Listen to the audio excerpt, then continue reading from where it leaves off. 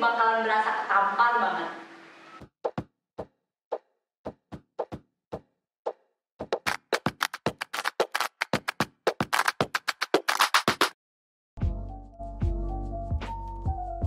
Halo semuanya, apa kabar?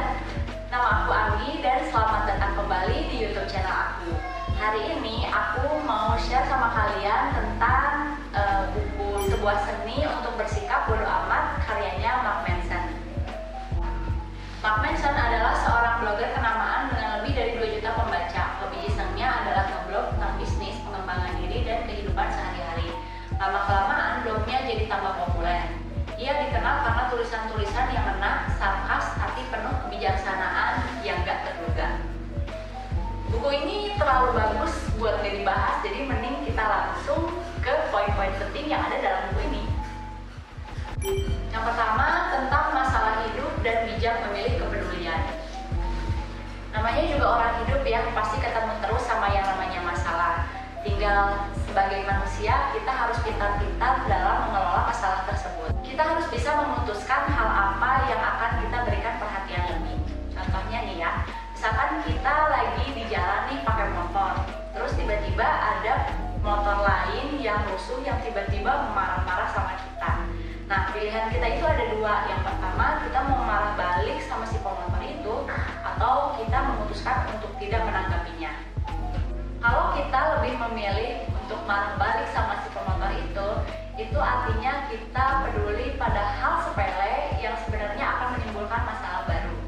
Dan hal itu juga berarti tidak ada hal spesial dan hal penting lain di dunia ini selain menanggapi amarah tersebut.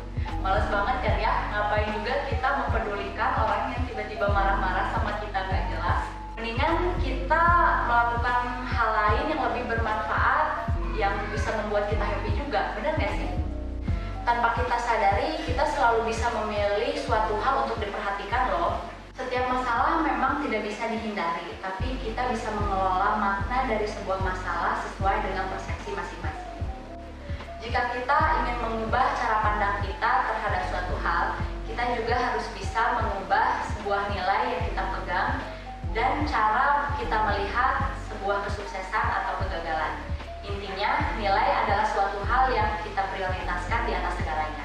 Poin yang kedua yaitu pengambilan keputusan berdasarkan intuisi emosional tanpa dibantu penalaran pada jalurnya akan berakhir dengan sesak. Nyambung nih dari contoh yang tadi, misalkan kita memilih untuk marah balik sama si pemotor yang rusuh tadi, ada kemungkinan akan terjadi keributan penuh emosi yang pasti berujung dengan penyesalan. Perlu diingat ya, ternyata emosi itu nggak kekal. Mungkin pada saat kejadian kita emosi, tapi setelahnya kita tidak merasakan emosi lagi. Yang ada kita malah nyesal. Ngapain sih kita nanggepin si pemotor tadi, tahu gini kan urusannya nggak bakalan jadi panjang. Dan akhirnya kita jadi bad mood dan berakhir dengan gak happy lagi. By the way, let's talk about happiness. Ternyata kebahagiaan itu diraih dengan cara memilih medan juang kita sendiri. Apa yang menentukan kesuksesan kita adalah bukan tentang apa yang ingin kita rasakan, tetapi rasa sakit apa yang ingin kita tahan. Kalau misalkan dikasih pertanyaan, kamu mau nggak sih sesukses dan sekaya Elon Musk? Pasti jawabannya pada mau kan? Tapi kalau misalkan dihadapkan pada sebuah pertanyaan, kamu mau nggak sih mengalami rasa sakit bertahun-tahun yang dihadapi oleh Elon Musk untuk mencapai keberhasilannya? Pasti jawabannya mikir-mikir lagi deh. Jalan setapak keberhasilan adalah jalan yang penuh tangis dan rasa malu. Jika kita mencintai sebuah kemenangan, maka kita juga harus mencintai perjuangan dan prosesnya. Poin yang selanjutnya adalah kita tidak istimewa. Semakin dalam rasa sakit dalam menghadapi sebuah permasalahan, maka semakin banyak juga keistimewaan yang kita harapkan sebagai kompensasi atas permasalahan tersebut. Sebagian orang yang berhasil menjadi unggul di suatu bidang itu bukan karena mereka menganggap dirinya spesial, tapi karena mereka fokus akan perbaikan. Poin selanjutnya yaitu kita bertanggung jawab atas segala hal yang terjadi pada hidup kita. Jadi betul ya, kita memang tidak akan bisa mengendalikan tapi kita bisa selalu mengendalikan cara bagaimana memaknai sebuah permasalahan. Sadar atau enggak, suka atau enggak, kita itu selalu berperan aktif dan bertanggung jawab penuh atas pengalaman diri kita sendiri. Poin yang selanjutnya yaitu berlakunya hukum kebalikan. Ada yang menarik nih tentang hukum kebalikan. Saat kita bersikap masa bodoh akan suatu hal, itu akan memberikan dampak yang besar. Semua hal yang bernilai positif dalam hidup ini itu dimenangkan lewat pengalaman yang berasosiasi negatif. Contohnya misalkan pada bisnis ya, rentetan kegagalan yang kita alami pada sebuah bisnis itu menuntun kita menjadi pribadi yang lebih baik dan pribadi yang lebih memahami bisnis itu sendiri. Derita adalah bagian dari proses. Poin yang selanjutnya yaitu kegagalan adalah jalan untuk maju. Kegagalan itu sebenarnya konsepnya relatif ya. Perbaikan dalam segala bidang dilatar belakangi oleh ribuan kesalahan kecil dan besarnya kesuksesan kita berdasarkan pada berapa kali kita gagal dalam melakukan sesuatu. Kunci untuk menjadi pribadi yang lebih kuat dan bahagia sebenarnya adalah dengan mengerjakan segala tantangan dengan lebih baik dan berhenti memaksa diri untuk menjadi lebih positif di setiap saat.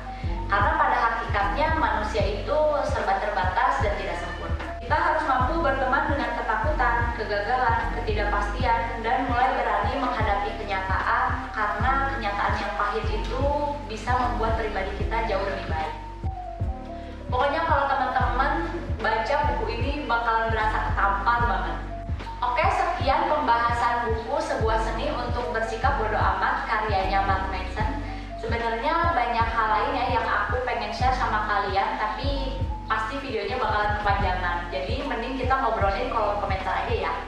Nah, untuk teman-teman juga yang pengen kasih saran dan kritik bisa komen di bawah. Mungkin teman-teman juga pengen kasih masukan untuk video selanjutnya aku harus bahas buku apa, silahkan tulis di bawah aja ya. Terima kasih untuk teman-teman yang sudah menyempatkan waktunya untuk menonton video ini dari awal sampai selesai. Jangan lupa like, komen, subscribe, dan share video ini ke teman-teman terdekat kalian. Jangan malas baca buku ya. See you next time. Dadah!